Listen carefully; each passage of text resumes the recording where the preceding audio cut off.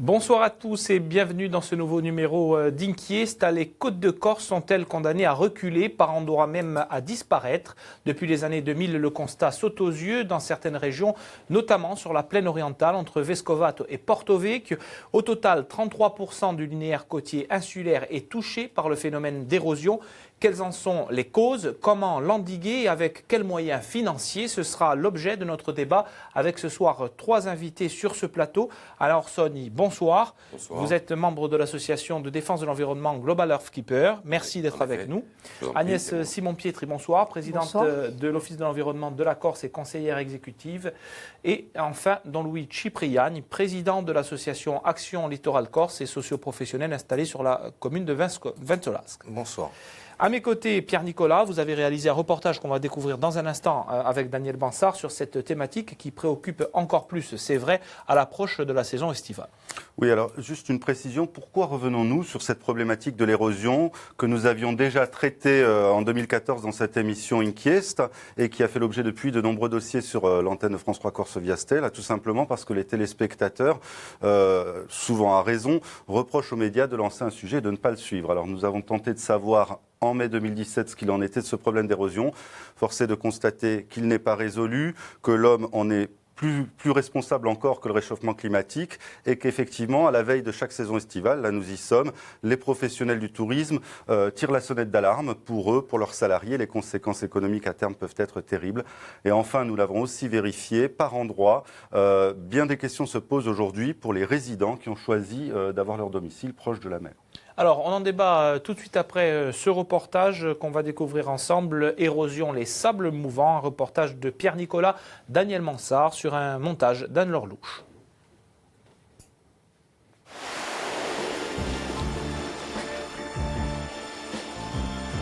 Dire que tout fout le camp paraîtrait un brin familier, on peut en revanche affirmer que tout s'érode. Dans les plages corses, sur la côte orientale surtout, que la patience des professionnels du tourisme et des résidents impactés. Ici, moi je me souviens très bien, il y a une vingtaine d'années, voire une trentaine d'années, on avait 100 mètres de plage. Et maintenant, on est réduit à vouloir grignoter quelques pelletées de sable pour pouvoir satisfaire notre clientèle. Les pouvoirs publics nous disent que leur problème à eux, c'est pas vraiment les inondations, c'est pas vraiment l'érosion. Leur problème à eux, c'est que nous, on soit là. En cause, un peu, le réchauffement climatique. On ne peut nier les périodes de sécheresse suivies d'inondations et les tempêtes de plus en plus violentes qui défigurent les plages de l'île. En cause surtout l'intervention de l'homme qui, par des ouvrages mal pensés, a grandement modifié les courants qui déposaient le sable là où il devait être. Voilà ce qui reste d'une plage qui faisait partant d'avant l'hôtel, qui arrivait après le port de commerce. Une plage qui faisait plus de 2,5 km. Voilà ce qui reste. Il reste 10 mètres suite aux travaux du port de commerce de Porto Vecchio. C'est donc l'homme, très clairement, qui a créé l'érosion qu'il subit. Saura-t-il réparer ses erreurs? Ailleurs, des fonds régionaux, nationaux ou européens ont été débloqués pour combattre le phénomène. Pas en Corse. Pourquoi ?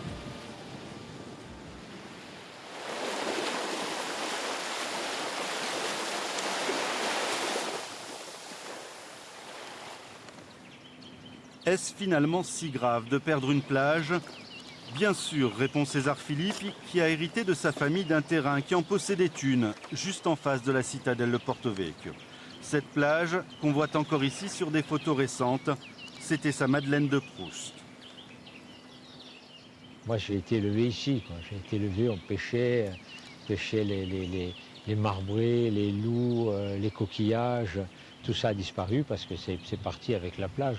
Et les étangs derrière, c'était une richesse d'ailleurs. Il y avait 2 pêcheurs qui vivaient sur ces étangs. Et tous les jeunes porto-vecchiais venaient pêcher les mulets au fer en courant avec des fers à béton et prendre les mulets à la course. C'était presque le sport. Le sport à Porto Vecchio, dès qu'il faisait beau, on allait pêcher les mulets et les loups avec la fourchette dans les cours d'eau dans le delta du Stabiac. Donc ça a commencé, on avait fait une manifestation quand ils ont commencé les travaux du port. Et puis ça n'a rien donné, les travaux ont continué, personne ne s'est opposé officiellement. Par-delà l'aspect sentimental, il y a aussi un argument perdu pour attirer les visiteurs dans son établissement. On ne communique plus, on ne dit plus, voilà, on ne fait plus aucune communication sur la plage. Ça, on l'exclut, on ne peut pas décevoir les gens, on n'a pas le droit de décevoir des clients. Donc on a arrêté la communication sur la plage, on n'en a plus. Donc on dit bord de mer, on ne dit pas plage. César Philippe a procédé à des enrochements pour protéger sa parcelle qui recule et son établissement. On voit bien sur le cadastre dessiné par les services de l'État que les bornes posées à l'époque sont aujourd'hui sous l'eau. La mairie de Porto Vecchio se dit consciente du problème qui touche aussi dans le golfe des plages emblématiques comme celle de Calaros. Mais après avoir signalé que le grand port de plaisance porté par la commune et qui cherche un nouveau partenaire privé prenait en compte les éventuelles conséquences écologiques, la mairie aujourd'hui renvoie la balle dans le camp de la région. Est-ce qu'il est exact que pour éviter l'ensablement et du port de commerce et éventuellement du futur port de plaisance, on a modifié l'embouchure d'une zone sur laquelle pour la... Écoutez, si ça s'est fait, ça s'est fait il y a une quarantaine d'années ou une cinquantaine d'années, probablement. Moi, je suis arrivée quand il fallait constater les dégâts, si vous voulez. Alors, le port a été fait depuis très longtemps, quand même. Le chenal, je vous dis qu'il n'a pas été dragué depuis longtemps. Maintenant, alors se pose la véritable question, puisqu'on veut développer ce port de commerce de Porto Vecchio, nous voulons le développer. La CTC l'a inscrite au PADUC, si vous voulez, c'est sa priorité. Donc, il faut quand même qu'on se penche là-dessus. Comment va-t-on faire, puisqu'on veut accueillir des bateaux de plus en plus importants, qui, en tournant, d'après ce que j'ai pu comprendre, envoient du sable un petit peu de partout. Quoi qu'il en soit, juste au-dessus, sur les côtes de la plaine orientale de Ghisonaccia à la Casinca, les preuves existent que c'est bien l'action de l'homme qui a accéléré l'érosion. Le Bureau de recherche géologique et minière est obligé d'admettre dans ses rapports successifs qu'une digue comme celle de l'ancien CNRO à Santa Maria Poggio a bien bouleversé le courant sud-nord qui dépose le sable. Problème soi-disant réglé, on voit sur ces images que la digue a juste été arasée en surface. Des plongeurs nous montrent qu'elle existe encore juste en dessous, mais surtout ce genre d'ouvrage a fait perdre aux professionnels du tourisme la quasi-totalité de leur sable. Voilà, alors je ne sais pas si vous pouvez vous imaginer, mais vous seriez venu à peu près il y a un mois de ça, et bien ici il n'y avait pas de plage, on était carrément dans l'eau. J'ai 95% de ma clientèle qui vient parce qu'on est bord de plage. D'ailleurs, on regarde sur les mots-clés qui cherchent sur Internet, c'est camping, bord de plage, avec piscine. Vous, demain, je vous pose la question, demain, vous allez choisir un hôtel ou un village de vacances dans n'importe quelle île du monde entier, ça m'étonnerait que vous le preniez en plein centre de l'île. Hein. Si des gens arrivent sur la plage et qu'il n'y a pas de plage, je peux vous dire que les gens ne vont pas être contents. Ils ne manqueront pas de mettre des avis négatifs sur TripAdvisor et autres. On parle particulièrement des touristes italiens, parce que les touristes italiens sont très sensibles à la plage, alors que les Allemands vont moins à la plage, plus à la piscine. Et on a eu de très mauvais commentaires sur la plage, l'état de la plage, qui a sûrement diminué le nombre de réservations d'Italiens sur notre établissement. Il faut savoir que les agences, les tour opérateurs qui nous amènent les clients viennent visiter nos camps en novembre et en décembre, et des fois jusqu'en janvier. Donc quand ils viennent et qu'ils voient les plages, l'état des plages et la pollution des plages par tout ce qui sort des rivières, ça ne les engage pas à nous mettre dans les catalogues. Et les professionnels ne sont pas les seuls concernés. Dans ce lotissement de bord de mer de Santa Maria Poggio, les résidents sont pris en étau entre une éventuelle submersion marine et les eaux tumultueuses du Fiumalto, dont le lit a été modifié par une gravière. Aujourd'hui, sur 56 maisons, 8, à peine plus basses que les autres, pourraient faire l'objet, comme le prouve ce document daté du 15 avril, d'une acquisition à l'amiable, à un prix qui n'est pas encore défini par France Domaine, sauf si les propriétaires font des travaux de sécurisation. Antoine Maestracci ne comprend pas. Sa résidence principale, assez haute, ne poserait pas problème, mais celle qu'il loue juste à côté serait concernée. La petite maison a une mezzanine qui fait quand même 21 mètres carrés, dans laquelle on peut être en sécurité sans problème. Nous, on a été coupés de la circulation, coupés du monde pendant 5 heures lors de l'inondation. Moi, je suis quand même étonné parce que cet hiver, il y a eu des grosses neiges qui ont coupé certains villages du monde pendant 5 jours sans électricité. À ces gens-là, on ne demande rien. Nous, alors qu'on est à 2,50 m de hauteur, on va nous demander des mises en sécurité, des travaux à nos frais. Antoine Maestracci conteste même le risque invoqué par le préfet. Alors là, ça me fait rigoler. La première raison, c'est que l'étude qui a été faite par la BRGM au niveau de la submersion marine, dans le cas d'un événement extrême fictif, il y a une montée des eaux, une surcote de 90 cm. Nous, la résidence, on a fait faire la topographie par un bureau d'experts indépendants. L'ensemble de la résidence est autour d'1,50 m au-dessus du niveau de la mer et les maisons sont elles-mêmes 30 à 40 cm au-dessus du niveau de la résidence. Pourquoi donc les services de l'État demanderaient-ils que les bâtiments reculent par endroits? Parce que c'est une des solutions qui ne coûterait pas grand-chose.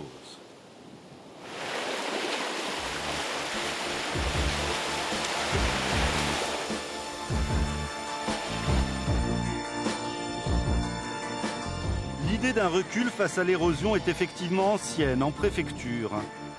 En 2014 déjà, le directeur adjoint de la direction départementale des territoires et de la mer nous déclarait ceci. Ce recul stratégique, ce retrait par rapport à la position actuelle, fait partie des possibilités de travail. Donc, dire qu'il sera partout inévitable, je ne le dirai pas. Dire qu'il ne se rencontrera pas, je ne le dirai pas non plus. Ce disant, l'État rejoint un peu l'argument de nombreux militants écologistes. Soyons raisonnables et laissons faire la nature. Un leitmotiv que les professionnels du tourisme ont bien du mal à entendre, eux qui sont très contrôlés quand ils tentent de reconstituer un semblant de plage devant leurs établissements, demandent aux services publics de commencer par réparer leurs erreurs. La surprotection peut arriver à un abandon de l'environnement. C'est-à-dire que quand on dit qu'à une plage, il ne faut rien faire, laisser faire la nature, etc., pour moi, ils ont tout faux. Parce que je suis d'accord, on laisse faire la nature, pas de problème. Alors, on remet les barrages en état, on casse les ports, on casse les maisons, on casse tout. À ce moment-là, la nature prend son droit. Là, je suis d'accord. Mais à partir du moment où la main de l'homme a fait des barrages, a permis des curages, n'entretient pas les rivières, laisse faire construire des ports qui n'ont aucun lieu, et après, quand on a ces plages qui disparaissent, à ce moment-là, nous reprocher de vouloir sauver les plages, là, non, il y a quelque chose qui ne va pas, il y a un non-sens là-dedans. La nature pourrait pourtant aider à lutter contre l'érosion grâce notamment aux posidonies qui se déposent sur les plages et les protègent. Mais avant d'être une solution, elles sont un problème. À Santa Giulia, au sud de Porto Vecchio, la plage recevait l'hiver de 600 à 800 mètres cubes de posidonie. Cette année, on approche les 12 000 mètres cubes. Impossible pour Michael Galvez-Zolandini de maintenir l'activité de son hôtel si elle reste toute. Mais il a réfléchi avec la mairie, avec des militants écologistes et des chercheurs de l'Université de Corse à 2 méthodes nouvelles pour gérer les choses. De par le passé, il y a eu beaucoup de tests qui ont été faits, effectivement, qu'on peut taxer d'agressifs, qui en général se résumaient à faire passer des machines, les enlever, puis on n'en parle plus. Ça ne pouvait qu'accélérer l'érosion, sans parler des dégâts qu'on ne voit pas dans l'eau qui est derrière, de toutes ces posidonies qui ne retournent pas nourrir alors qu'elles sont attendues derrière. On s'est dit, autant que possible, tout ce qu'on peut laisser repartir naturellement, laissons-les repartir naturellement. Donc on a créé des zones d'attente, de stockage, où en fait on les laisse. Donc, deux cas de figure, soit on les entasse proche de l'eau et on attend qu'elles repartent, soit on les met en dune et on les remet sur le littoral en fin de saison. Les parties sur lesquelles cette année il y a une gestion vraiment raisonnée de posidonie, comme derrière nous, se renforcent. Les autres parties de la plage où, bon an, mal an, on va dire on fait ce qu'on peut avec ce qu'on a, il y a de l'érosion comme partout. Les posidonies feraient donc partie de la solution, mais puisqu'elles sont aujourd'hui protégées, l'association Corse Littoral a récemment demandé des explications sur une affaire invraisemblable. Alors que le port de Taverne, construit en 1972, fait disparaître les plages environnantes depuis des décennies, il serait lui-même désengorgé chaque année d'un sable probablement pollué, comme l'est celui de tous les ports, et rejeté en mer sur un herbier de posidonie classé Natura 2000. La réponse des services de l'État à Don Luigi Priani il y a quelques jours laisse pantois, on y lit. Les autorisations de dragage ont toujours été délivrées par l'État dès 2000 et la zone de clapage autorisée se situe à quelques milles à l'est du port. C'est vrai, sur l'herbier de Posidonie, ce qui n'est pas sans incidence environnementale, les volumes de dragage sont estimés à 10 000 m3 par an. Mes services ne disposent enfin pas de résultats d'analyse récents quant à la teneur des matériaux dragués, pas plus qu'ils ne disposent objectivement de relevés sur les fonds marins pour apprécier les impacts réels sur l'environnement. Alors si l'État admet certaines erreurs plus que surprenantes, aidera-t-il à les résoudre ? En Corse, les associations qui sont montées à Bruxelles avec Henri Malos en ont eu la confirmation. 12 millions d'euros sont prévus par le FEDER pour combattre l'érosion et les inondations sur le littoral insulaire, à condition que les instances nationales et régionales participent à ce budget, c'est-à-dire ajoutent quelques 8 millions d'euros. En février dernier, avant de partir, le préfet de Haute-Corse, Alain Thirion, se disait optimiste. On peut, dans un temps assez court, être capable d'avoir, en gros, le document stratégique qui va permettre sur l'ensemble des territoires de savoir exactement ce qu'il en est. Il y a un certain nombre de crédits qui sont prévus au niveau du FEDER, vous l'avez indiqué. À partir du moment où on a des possibilités de droit de tirage sur le PEI, sur le contrat de plan, sur les crédits spécifiques en matière d'environnement, on arrivera à boucler le programme et on arrivera à trouver les financements qui sont autour de cette stratégie. Je n'ai pas de doute par rapport à cette réalité. Ce volontarisme, on le retrouve chez le président de l'exécutif Gilles Simeoni, qui reconnaît l'échec d'une première construction juridique, celle des syndicats mixtes, mais en envisage une autre, plus efficace. À l'époque, effectivement, depuis plusieurs années, un syndicat mixte avait été envisagé, mais cette solution semble se heurter à une forme d'immobilisme. Donc ce que nous avons proposé, nous, c'est d'envisager une deuxième piste juridique, c'est-à-dire la création des GIP, des groupements d'intérêt public, à l'instar de ce qui se fait par exemple sur le littoral de l'Aquitaine, en France, avec un GIP qui est extrêmement efficace et où là il n'y aurait que deux acteurs à titre principal, l'État et la collectivité territoriale de Corse, les communes et intercommunalités étant bien sûr associées, tout comme les professionnels. À Venise, en ce moment, une œuvre monumentale de l'artiste italien Lorenzo Quinn nous interpelle sur le réchauffement climatique. On peut y voir, c'est selon, la main de l'homme qui a tant maltraité la Méditerranée, ou celle qui demain aidera chacun à sauver ses murs au bord de l'eau. Voilà pour ce reportage une précision importante. Vous l'avez vu, les interviews des services de l'État sont uniquement des interviews anciennes, de l'archive. Ils ne sont pas présents sur ce plateau. Il faut préciser que nous sommes en période de réserve pour les fonctionnaires d'État liés à la période électorale et que la parole de l'État n'a pas pu, et c'est dommage, être répercutée ce soir ici. Alors, place maintenant au débat. Alain Orsogne, vous avez vu ce reportage. Est-ce que selon vous, ça veut dire aussi que le réchauffement climatique n'est pas une cause véritable de l'érosion? Le réchauffement climatique fait partie des causes, c'est un des phénomènes naturels, mais il est loin d'être la cause essentielle et principale. Nous sommes, je pense, après, je parlerai sous le contrôle des scientifiques, mais les principaux responsables de cette destruction de la planète en règle générale et du littoral corse en l'occurrence, puisque c'est le sujet du débat de ce soir. Mais c'est vrai que c'est très confus. Moi, je ne suis pas Claude Allègre pour contester. On voit bien qu'il y a un réchauffement climatique, mais par exemple, on nous dit que la Méditerranée est une mer fermée, et s'il y a un réchauffement, on va plutôt aller vers plus d'évaporation, donc vers plutôt une baisse du niveau de la mer. Par contre, il y aura plus de nuages et plus d'orages. Alors, qu'est-ce qu'il faut penser vraiment? Alors, d'abord, je ne suis pas un spécialiste scientifique, mais je pense que c'est avant tout une question de bon sens.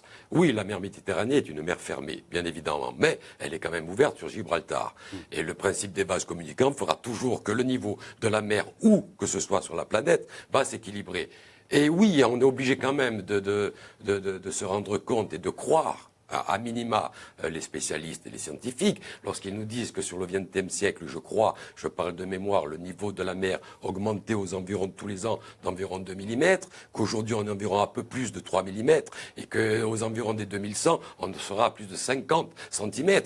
On ne peut pas le nier. Après, on peut discuter sur le millimètre ou sur le centimètre, mais oui, le niveau va augmenter. Don Luigi Cipriani, pour vous aussi, sur la côte orientale, pour vous, le réchauffement climatique à Bondo, c'est plutôt les causes anthropiques qui vous intéressent? Écoutez, oui, moi, je ne connais pas sur la côte orientale une plage aujourd'hui qui soit érodée sans que l'on ait la cause qui soit adjacente, c'est-à-dire la main de l'homme. À chaque fois, on a des digues, des ports, des barrages, des carrières qui ont fait que, évidemment, les matériaux ne sont plus drainés, ça a stoppé dans beaucoup de cas, notamment les digues et les ports, la continuité écologique le long des plages. Donc, si effectivement l'érosion était due uniquement au réchauffement climatique, toutes les plages seraient touchées. Or, nous, sur le terrain, parce qu'on y va, parce qu'on ne fait pas de l'écologie de salon, on va vraiment sur le terrain, on regarde, et on s'aperçoit qu'à chaque fois, il n'y a pas une plage qui soit érodée sans qu'il y ait un ouvrage anthropique. Agnès Simon-Pietri, vous êtes d'accord avec ce constat? Les causes anthropiques sont bien les causes principales de ce malheur qui frappe notamment la côte orientale? Je serais un peu plus nuancée parce que ce que vous parliez de réchauffement climatique, moi je parlerais plutôt de dérèglement climatique. C'est-à-dire que la certitude qu'on a, c'est qu'on va voir la multiplication de phénomènes comme on les a connus, hein, d'inondations absolument spectaculaires et qui contribuent aussi. Donc c'est cette multiplication de phénomènes qui vont prendre de l'ampleur en permanence qui est le cœur du débat sur l'avenir. Parce que dans ce dossier, votre reportage montre remarquablement la complexité.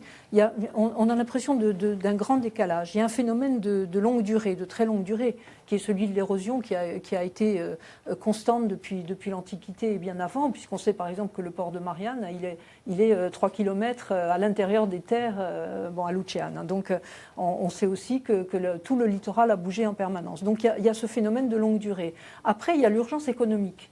Donc on est l'urgence, et pas seulement économique, puisqu'il y a l'urgence aussi pour les riverains, pour les gens qui sont impactés directement. Donc on a cette espèce de décalage entre un phénomène de longue durée et sur lequel les travaux que nous pouvons faire, tout ce que nous pouvons engager, ça risque d'être de longue durée aussi dans les effets. Et cette urgence absolue à traiter. Donc, moi je pense que sur les causes, on peut toujours disserter pendant des heures. Il y a forcément une responsabilité partagée. Et effectivement, le port de Campoloro a été certainement décisif dans les phénomènes qu'on constate. Parce que c'est la certitude qu'on a d'un point de vue scientifique maintenant, c'est dès qu'on touche à un endroit. C'est-à-dire dès qu'on intervient quelque part, dès que l'homme intervient quelque part, ou dès que la nature modifie un endroit, on a une conséquence. Mais vous dites dès que la nature modifie un endroit, mais ce qu'on voit très bien à Santa Maria Podio, c'est justement qu'ils sont pris en étau, encore une fois, entre les tempêtes qui viennent de la mer, mais aussi les inondations, vous en parliez. Or, le Fiumalto, son lit naturel a été modifié par une gravière, donc il essaie de reprendre son cours. Et donc, non seulement c'est du sable qui ne va pas se déposer sur les plages, c'est maintenant des troncs d'arbres qui débarquent sur les plages. Ça, on ne peut pas dire que c'est la nature qui l'a fait. Et on ne répare pas ce genre de choses pour l'instant. Les causes anthropiques sont forcément extrêmement importante. On le voit pour le port de Portiuetti, on le voit partout. Mais une fois qu'on a dit ça, qu'est-ce qu'on fait? Voilà. On va démolir le port de Campoloro. Est-ce que ça veut dire qu'on ne doit plus en construire? Il y a le projet du port de la Carbonite avec à côté une réserve naturelle de l'étang de Bigouille. Est-ce que ça veut dire qu'on ne doit plus toucher à rien sur le littoral? Alors, c'est pour ça que nous sommes battus sous l'ancienne mandature pour obtenir des études complémentaires. Parce que les études sur les conséquences de la Carbonite, elles avaient été faites sur 500 mètres. C'est-à-dire même pas les simulations, même pas jusqu'au gros, même pas jusqu'à l'entrée de l'étang. Donc ça, c'était pas acceptable. Il faut qu'on ait une vision globale. Et dans ce dossier, il faut aussi qu'on ait une vision globale. Alors comment on a identifié, parce qu'il y a un suivi depuis des années quand même, il y a l'Office de l'environnement justement a une équipe, et c'est pour ça que le président du conseil exécutif a confié à l'Office de l'environnement le pilotage maintenant de ce dossier. C'est parce que l'Office de l'environnement travaille depuis plus de 15 ans et a monté d'ailleurs le dossier FEDER sur les risques naturels. Bon. Donc on a des suivis scientifiques, on a identifié 4 cellules hydrosédimentaires. Il va y avoir un travail complémentaire très très précis sur une cartographie qui va compléter les cartographies existantes. Bon, alors bien entendu, ce n'est pas une réponse immédiate que je vous donne là. Mais si on n'a pas cette vision d'un suivi. Il ne faut pas être devin pour savoir qu'il y aura des conséquences avec la longueur de digue prévue, je veux dire. Bien sûr, mais il faut connaître les phénomènes, il faut connaître comment ça marche. Parce qu'un exemple très simple que vous n'avez pas cité, mais que M. Cipriani connaît certainement très bien, il y a eu des travaux qui ont été faits à Moriani. sur une des plages. Bon, alors effectivement, il y a eu des épis qui ont été mis. Effectivement, entre les épis, ça s'est rempli de sable. Bon, donc la plage s'est reconstituée. Seulement 200 mètres plus loin, il y a eu un creusement. Un retrait, et oui. Voilà, donc dès qu'on touche à un endroit, on croit, et le retrait, il s'est fait au mauvais endroit, pas à l'endroit qui était attendu. Chaque effet, donc chaque effet, donc c'est pour ça qu'il faut avoir une maîtrise scientifique en amont pour pouvoir dire, voilà, ça on peut faire. Vous êtes exploitant à Vinsolasca d'un camp de vacances, on dira. Vous pensez qu'il faut arrêter de développer le littoral, le problème du port de la Carbonite, l'installation de nouveaux... j'essaie d'être plus positif que ça, c'est-à-dire que évidemment, Agnès a raison quand elle dit qu'il ne faut pas faire des travaux dans tous les sens parce qu'on reporte le problème et on se bat justement pour avoir des travaux d'ensemble. Par contre, ailleurs dans le monde, on trouve des solutions. Quand certains ouvrages sont à détruire, on les détruit ou on les modifie, mais on restitue un cheminement normal pour la nature. Là, aujourd'hui, vous pensez bien que pour nous, de mettre des sacs qui ont un aspect vraiment dégueulasse sur les plages, et qui coûte cher, et que l'on fait à nos frais, c'est vraiment pas la solution. Par contre, moi je suis pas quelqu'un de pessimiste de nature. J'estime qu'aujourd'hui on a assez de possibilités. D'ailleurs, Gilles Siméon, il s'est rendu il y a quelque temps dans les Flandres et a trouvé, au travers d'une société qui est une des plus grandes sociétés mondiales qui s'occupe de ce genre de problèmes, une sortie qui va nous permettre peut-être de conserver certains ouvrages, et surtout on va parler des solutions, mais très clairement, tous les professionnels du tourisme, moi, que j'ai rencontrés, à Aléria, jusqu'à Vinsolasca, m'ont dit leur inquiétude, carrément, par rapport à la saison prochaine, à la suivante. Est-ce qu'il y a vraiment un risque pour vous, pour vos salariés, tout simplement, de devoir fermer boutique ? Si vous voulez, il ne faut pas oublier que, historiquement, la plaine, ça a été le point de départ du tourisme en Corse, c'est 30% des nuitées, c'est des milliers d'emplois pendant l'été, des milliers pendant l'hiver, et surtout, à un moment donné, il faut comprendre que nous, notre support, c'est justement la nature. C'est-à-dire que notre support de vente, c'est la nature, et aujourd'hui, des structures comme la mienne perdent 40% de chiffre d'affaires. Donc si on vient à fermer ces structures, moi j'aimerais qu'on m'explique comment on compte à terme remplacer le vivier d'emploi du tourisme par quoi ? Est-ce qu'on a trouvé du pétrole, du gaz ? Par quoi peut-on le remplacer ? Alors Sonia, c'est peut-être pas votre avis complètement. Ça veut dire que pour vous, la cause environnementale doit primer sur l'économie ? Je pense que c'est une question, encore une fois, de bon sens. Je veux dire, j'ai parfois l'impression d'entendre des gens qui sont sur un arbre, sur leur branche, qui sont en train de scier la branche sur laquelle ils sont assis. Ce n'est pas contre vous, bien évidemment. Je suis d'accord avec son analyse. Il va bien falloir qu'on trouve en concertation tous, à condition de se mettre tous autour d'une table et de discuter avec la volonté d'aboutir. Parce que après, on peut discuter, on peut faire de la politique, mais si on n'a pas la volonté délibérée d'aboutir à une solution pérenne et qui va satisfaire tout le monde. Alors évidemment, on n'est pas au paradis, on ne pourra pas rendre heureux toute la Corse et la planète entière. Mais commençons déjà par faire cette action, par se concerter, par en parler. On a des scientifiques à l'université de Corte, dans les parcs marins, qui sont plus que compétents. Écoutons-les. Écoutons nos scientifiques. C'est aussi une question de choix politique. Moi, ce que j'ai beaucoup entendu, c'était un reproche qu'on faisait notamment à la CTC, à savoir qu'elle privilégierait tellement la revivification du rural, donc pourquoi pas un tourisme écolo, vert dans la montagne, qu'elle délaisserait un petit peu ce tourisme carte postale des plages qui pourtant a fait le succès de la Corse. Ah non, alors là, je crois qu'il y a une incompréhension totale. Je ne vois pas comment on peut opposer les deux. Ils sont complètement complémentaires. Donc il y aura toujours des touristes qui préféreront la plage et qu'on va essayer d'attirer dans l'intérieur. Il y aura toujours des touristes qui viendront faire le GR20 et qui ne descendront pas sur les plages et qu'on va essayer de faire descendre sur les plages. Donc il n'y a aucun choix stratégique de l'un ou l'autre, pas du tout. Il y a le choix des deux. Bon, donc il faut bien, et je pense que Mme Maupertuis s'est engagée donc, au titre de l'Agence du tourisme aux côtés des professionnels pour dire, au contraire, c'est une activité fondamentale pour la Corse. Donc là, il n'y a aucune ambiguïté de notre part dans la politique que nous voulons mettre. Sur les projets nouveaux, le port de la Carbonite, vous y êtes opposé, par exemple, comme la création de tout ouvrage sur le littoral ? Non.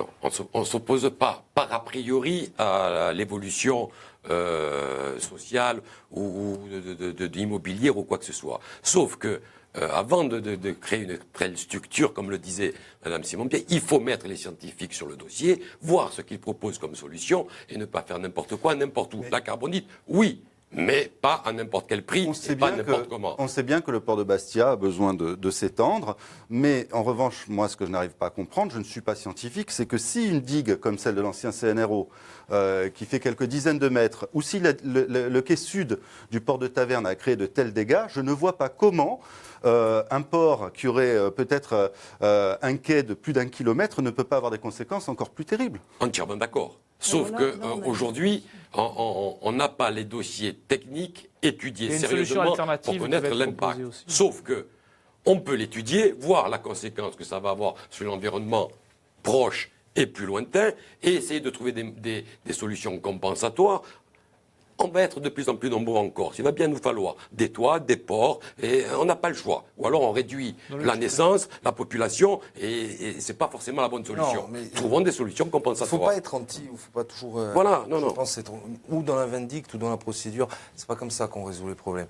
Par contre, sur le port le futur port de la Carbonite, il faut s'assurer que dans les études de diffraction des houles, c'est-à-dire la propagation lors des coups de mer de la houle, soit bien faite. Si ça n'est pas bien fait, on va construire un port que l'on devra déconstruire parce que le cordon lagunaire de la Marane sera détruit. Et j'attire votre attention que si le cordon lagunaire vient être impacté, de la même façon, c'est la disparition d'un espace protégé comme les temps de Bigouille. Agnès Simon-Pietri, puisqu'on est dans les ports, vous avez entendu l'adjointe au maire de Porto Vecchio dire mais ce port de commerce qui a effectivement des conséquences, en tout cas sur les plages à l'intérieur du Golfe, il est voulu par la CTC, il est inscrit au PADUC.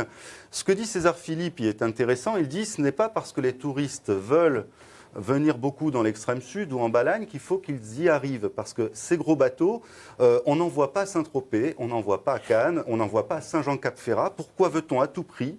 Alors, en tout cas, c'est ce qu'il dit. Donc, qu'est-ce que vous lui répondez ?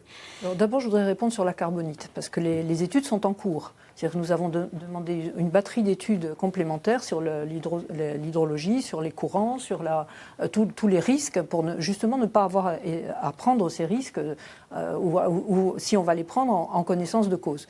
Donc là, le marché a été attribué à une société internationale qui est la meilleure, puisque c'est elle qui a été choisie. Et donc, on attend, il faudra au moins 12 mois avant d'avoir des résultats, 12 à 14 mois. Donc les études, elles sont en cours et on va prendre toutes les précautions avant d'agir de quelque manière que ce soit. Et on étudie aussi des solutions alternatives au port de la Carbonite. Bon. Après, évidemment, on retombe sur le débat de quel modèle de développement. Alors, ça peut être un choix, par exemple, de dire on va faire venir des touristes. Mais d'ailleurs, c'est le choix qui se fait, je dirais instinctivement, un choix constaté. Ils viennent plutôt en avion. Et on voit que la baisse, il y a une baisse du nombre de touristes qui arrivent par le maritime. Donc il y a des tendances comme ça qu'on peut encourager et dire peut-être on va essayer d'éviter en tout cas de construire des nouveaux ports ou en tout cas d'avoir des choses qui sont impactantes sur le littoral au profit d'autres manières de faire venir les touristes. Parce que encore une fois, le tourisme, on en a besoin, c'est un constat que nous partageons tous. On a vu cette problématique des exploitants, mais aussi cette souffrance de ceux qui habitent en bord de mer à qui on dit il faudra peut-être reculer. Bon, c'est facile à dire, c'est plus compliqué à faire. Le déplacement stratégique, comme son nom l'indique, est compliqué à mettre en place. Est-ce que vous pensez que c'est une solution à bannir ? Oui. C'est pas à bannir, c'est qu'il faut avoir un peu de respect pour l'argent de la CTC, l'argent du contribuable. Faut savoir que si on déplace un hôtel ou une structure, il va falloir raser l'existant, le réhabiliter, trouver le foncier qui n'existe pas. Par exemple, dans l'ancienne étude du BRGM, on disait retrait stratégique sur la Marane. À part se retirer dans les temps, je ne vois pas trop où on peut aller. Moi, ce que je sais, c'est que ça fait 18 ans maintenant que je m'occupe de cette cause et que de cette cause, on a rebondi sur celle des fleuves puisqu'elle est complètement liée. Le problème, c'est que d'année en année, on arrive à octobre, novembre, c'est-à-dire l'époque des tempêtes, l'époque des crues, et je me pose la question de savoir si les autorités, les gens qui essayent de faire quelque chose, le jour où on aura des morts, à cause des inondations. Parce que là, on est passé très près plusieurs fois. Quelle réponse les gens vont-ils pouvoir apporter dans la mesure où ça fait 18 ans qu'on en parle ? 18 ans. Il me semble que même si les dossiers sont chronophages par nature, parce qu'on parle d'administration, à un moment donné... Il y en a eu encore cette année. Voilà, on peut accélérer, parce qu'on ne va pas passer tous les ans, malheureusement, à côté du miracle. À un moment donné, il va y avoir des pots cassés, et je pense que, pour en revenir au port de Porto Vecchio, c'est complètement ridicule d'établir un port pour faire venir des gens qui sont censés aller à la plage, alors que même que le port va faire disparaître la plage. Dans une île, suréquipée en port, suréquipée en aéroport, d'autres destinations gèrent les choses différemment, font beaucoup plus de touristes que nous, sur des territoires plus petits, mais le font plus intelligemment. Alors, Sonia, le recul, le retrait stratégique, vous en pensez quoi? C'est la bonne solution? Je dirais qu'à partir du moment où la vie est menacée, on n'aura pas le choix, tout simplement. C'est-à-dire parce que il n'y a pas beaucoup de... En vrai, on parlera plus tard des solutions à l'érosion du littoral, mais à part faire un apport de matériaux, je veux dire, il n'y a pas d'autre solution que de reculer. Et les apports de matériaux, c'est très technique, c'est très complexe, c'est très onéreux, c'est à surveiller de très très près. Je veux dire, il faut les prendre quelque part. Voilà, oui, il faut être très prudent avant d'affirmer il faut faire ceci ou il faut faire cela. Toujours, je veux dire, la concertation, l'étude, prendre le temps d'étudier, même si, effectivement, ça pose des problèmes économiques, sociaux, mais il ne faut pas se précipiter, parce que d'abord, la nature, elle a le temps, elle, voilà, et qu'avant de faire des structures et de prendre des décisions, il faut voir, comme le disait Mme Simon-Pierre, l'impact que ça va avoir à court, à moyen et à long terme. Et après, on agit. Don Luigi Cipriani, comme on va justement essayer de brosser les différentes solutions, celles qu'ont trouvées les professionnels du tourisme, notamment sur la côte orientale, on la connaît, ce sont ces big bags, ces sacs de sable. Il y a aussi eu, donc effectivement, on en parlait, des boudins qui ont été mis devant certains établissements. Quel bilan on peut faire de ça après des années? Est-ce que ça a limité les dégâts? Ça a limité les dégâts, mais c'est un pansement sur une jambe de bois. Pour revenir à ce que disait Alain Orsogne, le souci, c'est pas tant de savoir oui, effectivement, on va protéger de l'économie, etc. Le souci, c'est que si demain, la progression de l'eau saline, du biseau salin, ou salé, comme on veut, venait à progresser dans les terres, il impacterait directement les réserves en eau de la Corse, puisqu'on pompe dans les nappes phréatiques, que ce soit pour de l'eau agricole ou de l'eau potable. Donc, à un moment donné, c'est aussi préserver des ressources en eau. C'est tout l'esprit de la loi sur l'eau, c'est de faire en sorte de gérer ces ressources pour les générations à venir. Ensuite, moi, j'ai assez tourné en Italie, au Mexique, aux États-Unis. On trouve des solutions. C'est vrai, vous avez raison, il ne faut pas faire n'importe quoi. Ce qu'on nous permet de faire aujourd'hui, je le dis, c'est vrai, c'est n'importe quoi. Parce que on habille Paul pour déshabiller Jacques, ou vice-versa, ça ne sert à rien. Très clairement, moi je pense que le dossier, il n'a pas été géré. Jusqu'à maintenant, il n'a pas été géré. Donc là, l'urgence, c'est pas seulement de se mettre autour d'une table, parce que ça a été fait depuis longtemps, c'est de prendre des décisions. Bon, la première décision, le président du Conseil exécutif l'a dit, c'est de sortir de ce qui était prévu, c'est-à-dire un syndicat mixte ou plusieurs syndicats mixtes. Parce qu'on voit bien que c'est trop lourd, on ne s'en sortira pas, ce sera difficilement gérable, qui va y être, qui ne va pas y être, etc. On pourrait avoir de bons résultats à Mauriane et pas à Prunet aussi, voilà, exactement. Sans politique donc, territoriale. il faut, et de toute façon, l'utilisation des fonds, parce que paradoxalement, ça n'est pas un problème d'argent, comme l'a dit le préfet, pour une fois, nous sommes d'accord, l'argent, il y est, les fonds FEDER, il y en a, la contrepartie, on peut la trouver. Les 8 millions d'euros ne posent pas de problème pour la CTC? Je ne dirais pas qu'ils ne posent pas de problème, dans le contexte de la... C'est important de savoir si la CTC et l'État, qui en plus a des petites choses à se reprocher, sont prêts à compléter cette somme, parce que s'ils ne la complètent pas, elle ne tombera pas. On la perd en 2020. Il faut qu'on les engage. Il faut qu'on les engage avant fin 2018. Donc il faut faire très vite. Et on ne va pas tout d'un coup mobiliser tout le fonds FEDER. Et sur le fonds FEDER, la somme dont on parle, elle est aussi sur les autres risques naturels. Et il y a certaines actions qui sont engagées, notamment sur les plans inondations. Donc sur ce qu'on va pouvoir engager, on va trouver les contreparties. Donc ça Ça, il n'y a pas de problème là-dessus. Le problème, il est d'avoir une vision globale, parce que l'utilisation de ces fonds européens, elle est soumise, c'est une obligation, à un plan de gestion durable. C'est-à-dire, tant qu'on n'a pas une vision durable de ce qu'on va faire, et de toute façon, on est tous d'accord qu'il y a besoin d'une vision durable. Donc, comment on va faire? Nous, ce qu'on va proposer, on a une réunion le 8 juin avec le sous-préfet de Corté, justement pour en parler. On va donc mettre en place très rapidement la création de ce groupement d'intérêt public. Donc, ça peut aller très vite, parce que justement, l'intérêt de ces GIP, c'est que ça présente une grande souplesse. Donc ça peut être les partenaires, c'est la collectivité et l'État, et avec la possibilité d'associer dans le conseil d'administration des professionnels, des associations, tous les acteurs, des gens qui sont victimes, tous les acteurs et bien entendu les autres collectivités. Alors est-ce que c'est la bonne solution pour les vous intercommunalités. Et ça peut aller vite. Voilà, l'intérêt c'est que ça peut aller vite. En Aquitaine, il faut savoir qu'ils ont mis 1 an à monter le GIP, à faire les études, parce que l'Europe impose de faire aussi ces études, et c'est tout à fait normal, et trouver les financements. Et ils ont attaqué dans l'année les travaux qui étaient nécessaires. Après, effectivement, si on conjugue certains talents, Agnès, de par ses fonctions, et puis même dans le cadre privé, a toujours été sensible à tout ce qui est nature, elle n'est pas là où elle est par hasard. Si l'administration, Gilles Siméon, qui est sensible aussi, puisqu'il est président du parc marin, donc il connaît la problématique. On a des personnes comme Henri Malos qui nous ouvrent les portes de l'Europe, c'est important. Je pense qu'on peut, dans la construction, arriver à protéger la nature et les activités. Vous n'avez pas parlé de l'État.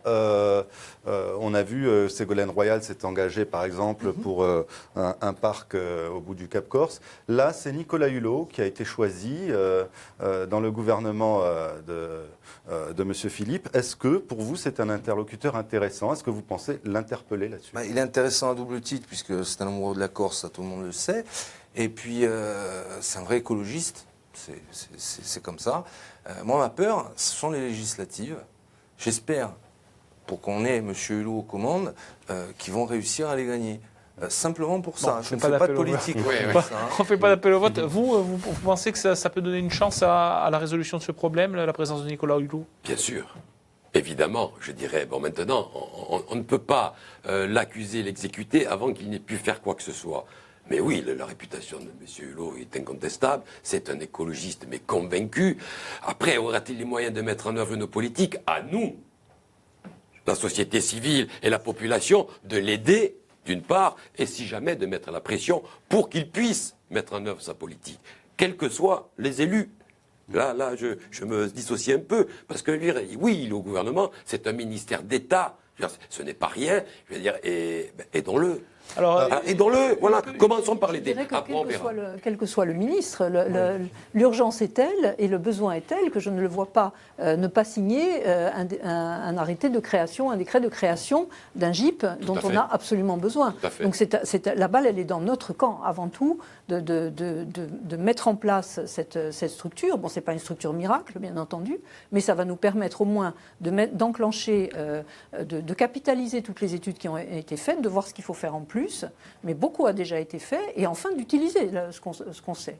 Bon, après, au-delà de cette action qui peut se faire vite, mais qui est une action qui va permettre de faire des travaux ou de faire les démolitions qu'il faut s'il y a des démolitions de morceaux de digues qui restent, ou de réfléchir aux travaux qu'il faut faire, il y a aussi des actions immédiates. Par exemple, on sait très bien qu'on a un suivi sur 15 ans, par exemple, sur 2 plages du Sud, dans la réserve des Bouches de Bonifacio, le suivi sur la plage de Paragon et la plage de Pichoucan.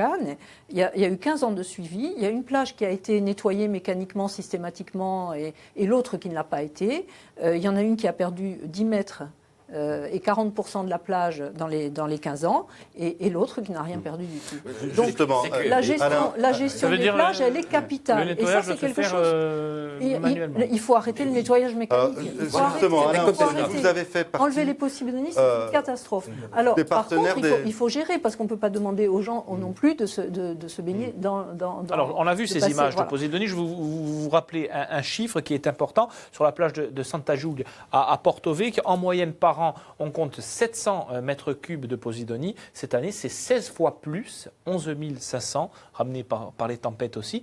Qu'est-ce qu'on doit faire de ces posidonies? On ne peut pas les déplacer comme on veut. On a vu que ça crée une problématique. Les gens viennent à Porto-Vecchio que pour le sable fin et pas pour les posidonies. Le problème, c'est qu'il faut arriver à conjuguer deux problématiques. La problématique du tourisme qui veut une plage de sable blanc et la problématique de la nature. La nature, le tourisme, elle s'en moque éperdument. Avant tout, je veux dire, ces posidonies, on a des moyens, je dirais, techniques pour les retirer en limitant la casse. Avec des godets cribleurs. Voilà, ça s'appelle le nettoyage raisonné. Je veux dire, sous les conseils des scientifiques, on sait à peu près. L'idéal, c'est de ne pas y toucher. Voilà, je rejoins ce que dit Mme Jean. Voilà, si on mais quant à Santa Giulia, vous avez des banquettes de 1,50 m. Voilà, le problème, c'est que... On ne peut pas ne rien faire. Voilà, on ne peut pas demander aux gens d'aller dessus. D'abord parce que c'est pas esthétique, mais ça, je dirais, moindre mal, mais ça peut être dangereux. En plus. Lorsqu'on arrive à une certaine hauteur, oui, pas pour un adulte, mais pour un enfant, ça peut être dangereux. Il y a des trous qui peuvent passer au travers aussi. Ah oui. Ça peut, voilà. Donc, on est obligé de les retirer. Maintenant, l'idéal serait de les retirer au mois de juin, fin juin. Parce que la nature, elle, les saisons touristiques, elles s'en moquent. Et les coups de mer, ce qu'on appelle les coups de mer apporteurs ou qui reprennent la Posidonie, c'est jusqu'à début juillet. Sauf que les saisons en Corse avant, c'était 40 jours, juillet, août. Maintenant, ça commence en avril. Nettoyer une plage en avril, mécaniquement, c'est de la folie furieuse.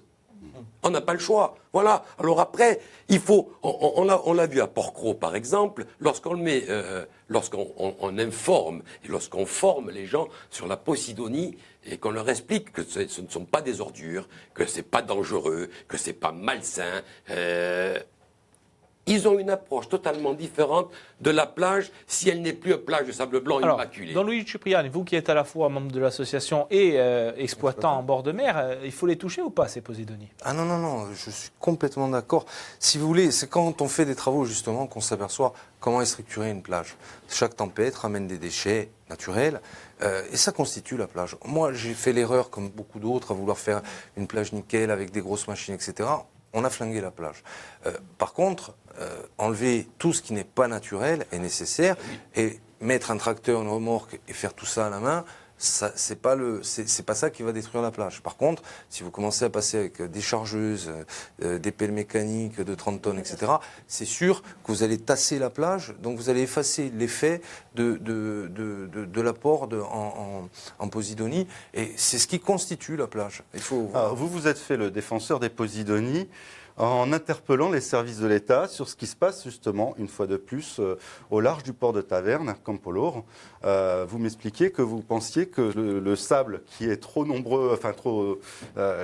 qui est pollué, qui en plus est très certainement pollué et qui vient buter sur le port, était dragué et rejeté sur un herbier de Posidonie classé Natura 2000. Vous avez eu la semaine dernière la réponse et les services de l'État le confirment, tout en disant qu'ils n'ont pas les analyses pour savoir à quel point c'est polluant et nocif pour l'environnement. C'est un petit scandale d'État. C'est tout à fait délirant. Pourquoi? Parce que ça fait 17 ans, donc en 17 ans, les volumes dragués représentent environ 340 000 tonnes, que l'on a répandu en dépit du respect de toute réglementation sur des espaces naturels. Donc ça implique des conséquences pour la faune, pour la flore, pour la chaîne alimentaire, pour les baigneurs, pour les gens qui habitent cette région. On a classé ce site le 31 décembre 2015. Depuis, on continue. Donc c'est-à-dire qu'on est en train de continuer à polluer un site Natura 2000 qui, je le répète, est quand même le top du classement en termes de protection. Vous êtes persuadé que ce sable est pollué de tous ces matériaux qu'on trouve dans les ports? Non, moi je me pose la question de savoir si on a mis une réglementation en place.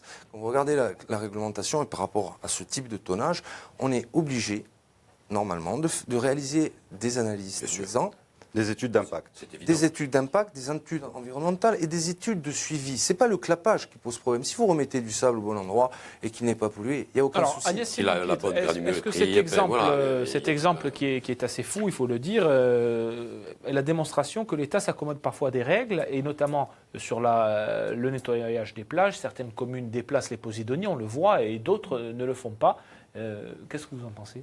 Écoutez, effectivement, quand on ne mesure pas les taux de pollution, on ne les connaît pas. Comme ça, on est tranquille, il n'y a pas de souci. Bon, nous, on est vraiment dans une vision de proposition. Donc, on va essayer de ne pas faire le procès de quiconque, encore qu'il y aurait beaucoup à dire. Mais là, effectivement, sur Taverna, il y a 2 actions qui sont dans le document d'orientation pour la gestion du grand herbier, qui est un de nos trésors nationaux, un véritable trésor national au sens de la Corse, dans la mesure où c'est 23 000 hectares de Posidonie d'un seul tenant. Donc c'est une richesse fabuleuse parce que d'un point de vue, si on parle uniquement du point de vue de l'érosion, la Posidonie, c'est justement ce qui va casser la houle, ce qui va permettre de préserver les plages. Donc il faut absolument travailler dessus. C'est vital. Donc dans la série d'actions que j'ai ici sur Natura 2000, sur ce grand herbier, il y a une action il y a 2 actions sur le port de Campoloro. Une, c'est de limiter les pollutions, d'arrêter les pollutions à l'intérieur du port, c'est-à-dire les eaux grises, les eaux noires, ce qui sort aussi des peintures qui sont polluantes, etc., anti-fouling. Bon. Donc déjà, il faut retirer ça en amont. Et ensuite, au lieu de déverser ces 10 000 m3 par an sur l'herbier de Posidonie, ce qui est une absurdité, parce qu'on l'étouffe, on le tue, tout simplement, on pourrait le réutiliser au nord du port pour combler justement là où alors très rapidement, alors Sonny, là-dessus, avant de conclure, on arrive à la fin de l'émission. Sur ce scandale, entre guillemets, de Campolo, rapidement. Mais je n'étais pas au courant, je tombe des nues. Ça me paraît tellement inconcevable que, voilà, on me le dit, je le crois, évidemment, mais bon, il faut cesser ça tout de suite. Non, mais immédiatement. J'en ris pour ne pas en pleurer, mais c'est monstrueux. Voilà, il faut stopper ça tout de suite. On ne tolérerait ça d'aucun particulier. Et puis, il faut, à mon sens, parce que je suis aussi un peu dans la même dynamique qu'Agnès et la CTC, si on fait des analyses, si on fait des contrôles, il faut qu'ils soient récurrents. Il ne faut pas faire un contrôle. Bien évidemment. Voilà, c'est la fin de cette émission. Merci à vous tous d'être venus ici débattre sur ce plateau de ce sujet qu'on a abordé depuis bien longtemps. Merci Pierre-Nicolas. Vous pouvez revoir cette émission en multidiffusion sur Via Style, également sur notre site internet corse.france3.fr. Ecco, di così chi si compie inchiesta, un mese che bene parleremo di legislative e i risultati delle elezioni di agosto. Buonasera a tutti e a prossima volta.